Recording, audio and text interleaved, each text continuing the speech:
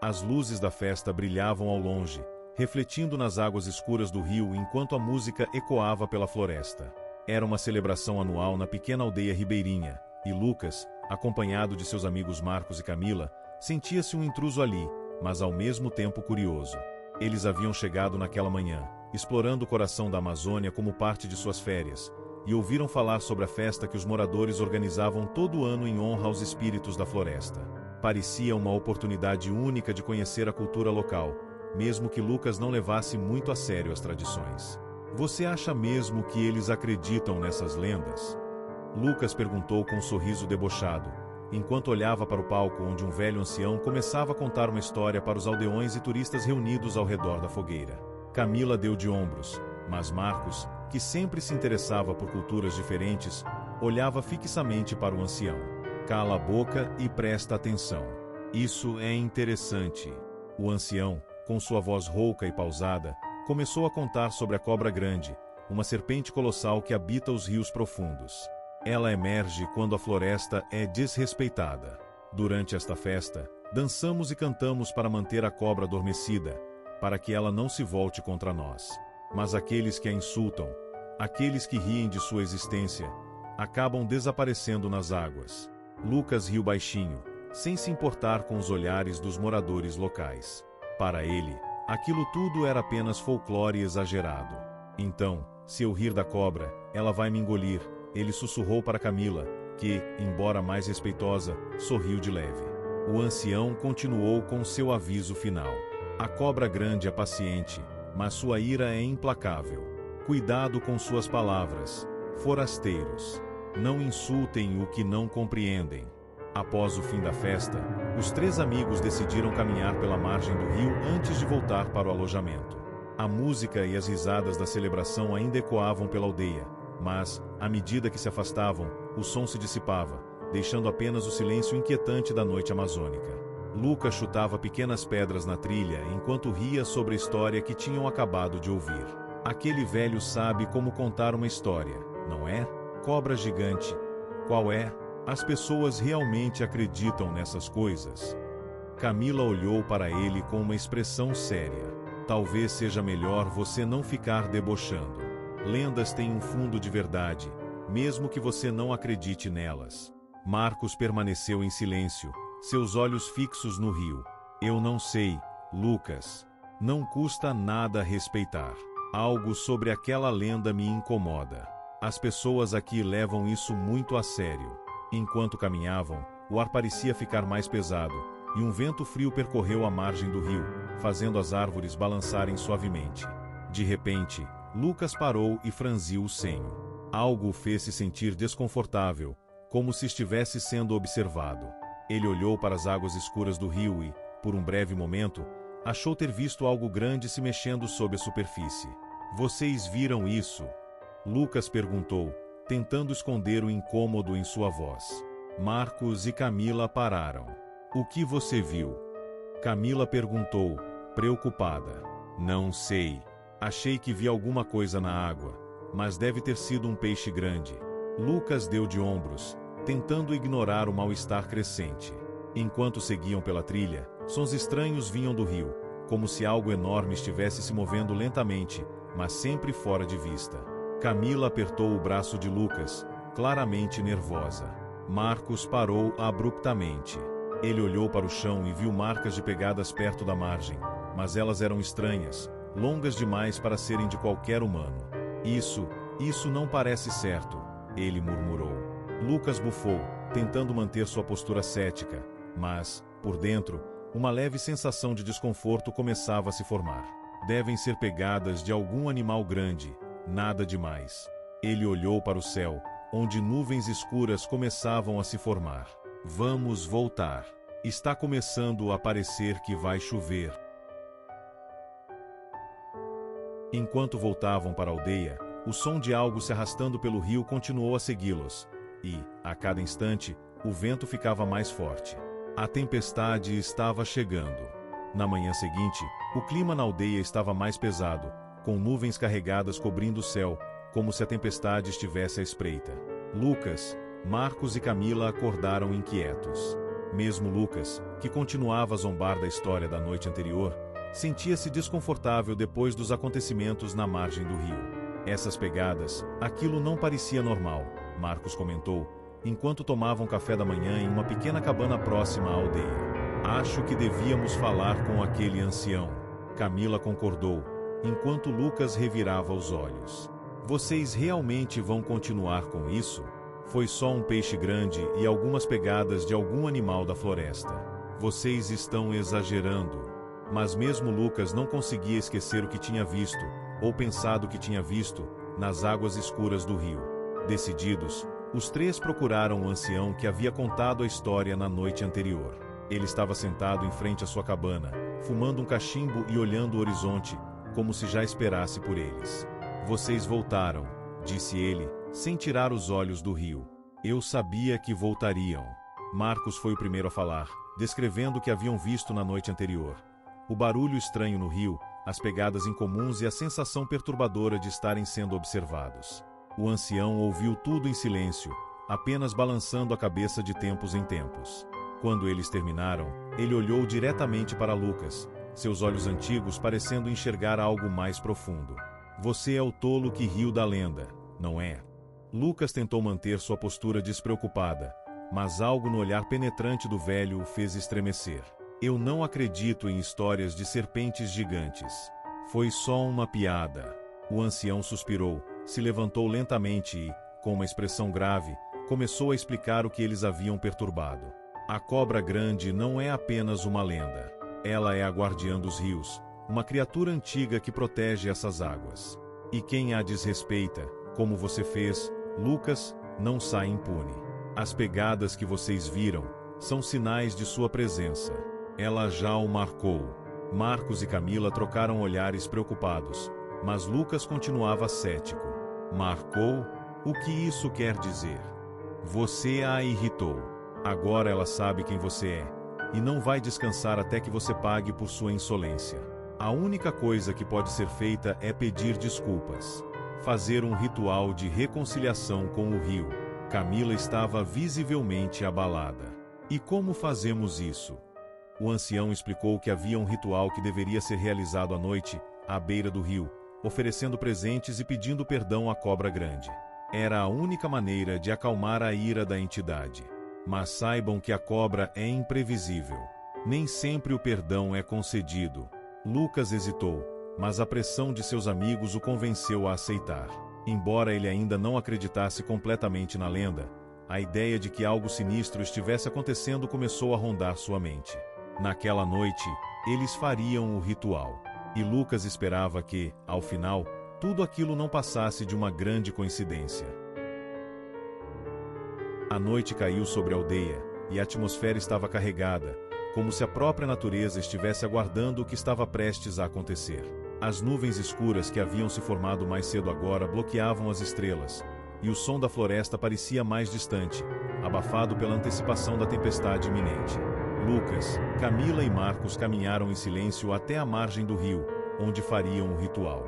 O ancião havia dado instruções claras. Deveriam acender velas, oferecer flores e recitar antigas palavras de perdão à cobra grande.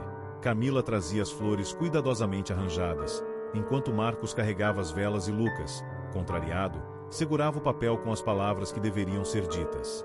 Quando chegaram ao local, o vento havia se intensificado. As águas do rio estavam estranhamente agitadas, como se algo grande se movesse em seu interior.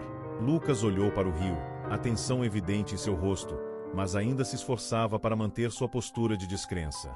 Vamos acabar logo com isso, ele disse, acendendo uma das velas, a chama tremulando ao sabor do vento. O grupo montou um pequeno altar improvisado perto da margem. Camila cuidadosamente colocou as flores ao lado das velas, e Marcos, visivelmente nervoso, começou a recitar as palavras de reconciliação que o ancião havia lhes ensinado. A cada frase, o vento parecia soprar com mais força, e o som da água ficava cada vez mais alto.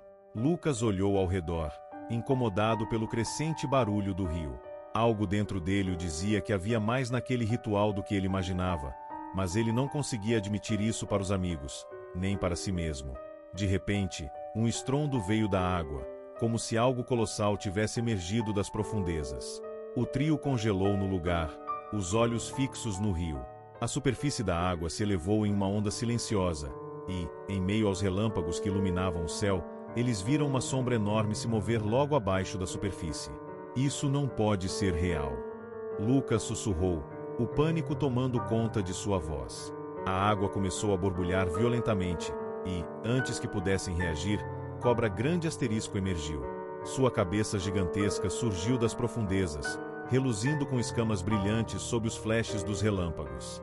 Seus olhos eram de um amarelo profundo, fixados diretamente em Lucas, como se soubesse exatamente quem ele era. Camila gritou, paralisada de terror. Marcos, com as pernas trêmulas, não conseguia mover um músculo. Lucas deu um passo para trás, mas não conseguiu tirar os olhos da criatura. A presença da cobra grande era esmagadora, imponente, como se dominasse tudo ao redor. A serpente ergueu a cabeça, seu corpo colossal se estendendo até onde a vista alcançava, e o som de seu movimento era o de uma força imparável da natureza. Lucas tentou correr, mas suas pernas pareciam presas ao chão. De repente, a criatura deu um último olhar intenso para Lucas e, sem aviso, mergulhou de volta no rio, criando uma onda que quase os derrubou. O rio ficou silencioso, como se nada tivesse acontecido. Ofegantes, os três ficaram em choque, tentando entender o que acabará de acontecer. A serpente havia recuado, e o rio, que antes estava agitado, agora estava calmo, com as águas quietas como um espelho. Funcionou, Marcos murmurou, ainda tremendo.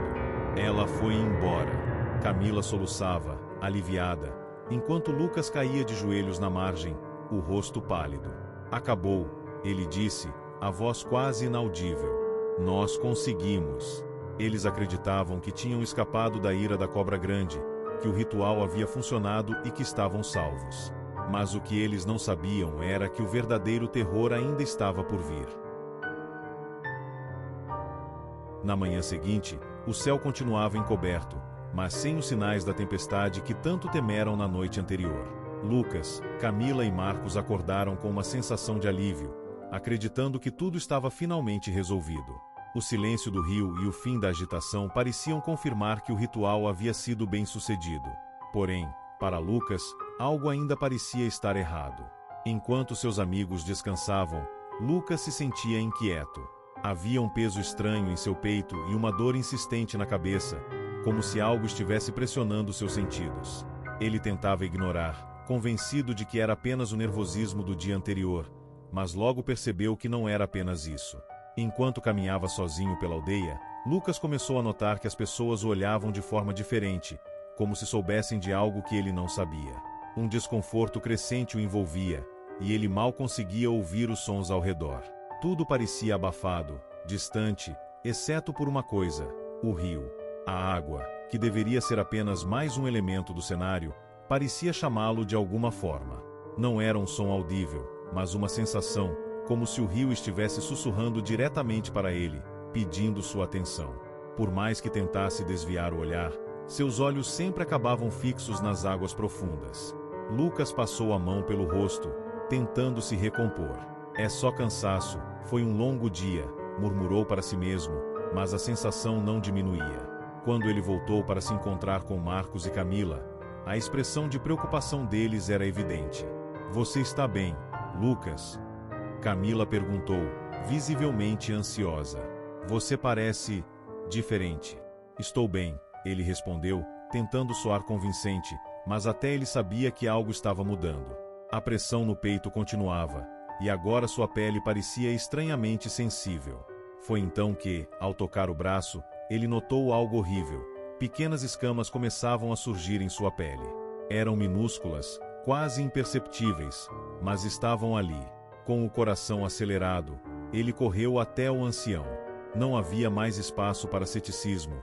O medo agora dominava seus pensamentos. O que está acontecendo comigo? Ele perguntou, a voz cheia de desespero. A cobra foi embora. Eu vi. O ritual funcionou. O ancião, com uma expressão pesada, balançou a cabeça. Você está enganado, jovem. A cobra não foi embora. Ela apenas te poupou, por enquanto. Mas você já estava marcado.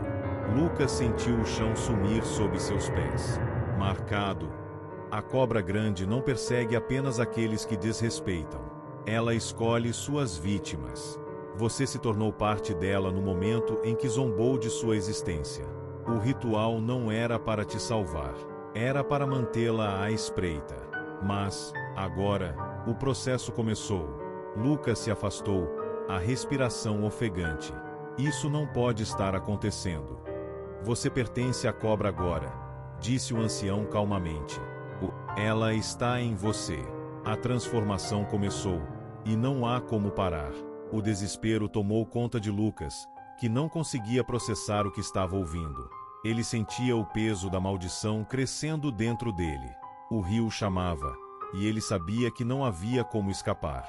O céu escurecia novamente, e o vento frio cortava a aldeia enquanto Lucas se afastava da cabana do ancião. Sua mente estava em completo caos, incapaz de aceitar o destino que lhe fora revelado. Cada passo parecia mais pesado, como se algo invisível o puxasse em direção ao rio. Marcos e Camilo chamavam, preocupados com sua aparência cada vez mais perturbada, mas Lucas não os ouvia mais. Ele sentia as escamas se espalhando lentamente por seus braços, a pele endurecendo de maneira sobrenatural. A cada minuto que passava, a transformação se tornava mais evidente, e o chamado do rio ficava mais alto em sua mente. A cobra estava nele. Ele não precisava de mais explicações. Agora, ele entendia. Sem dizer uma palavra, Lucas começou a caminhar em direção à margem do rio, os passos vacilantes, mas decididos. Camila e Marcos correram atrás dele, tentando impedi-lo de se aproximar da água. Lucas, para! O que você está fazendo? Camila gritou, desesperada. Você não precisa fazer isso.